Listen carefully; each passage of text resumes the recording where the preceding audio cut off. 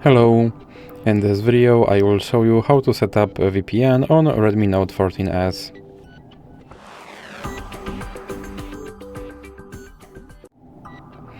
So you have to start by opening your Google Play Store, then click on search bar and type in Turbo VPN, then click search, and now select this application and click install.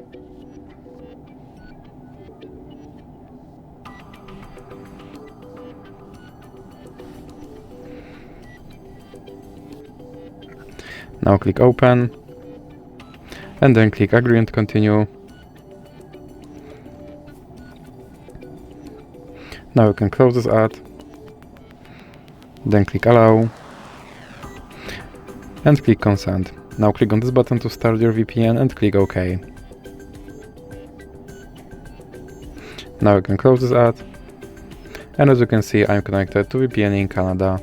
So that's it for this video. If you liked it, please remember to leave a like and subscribe.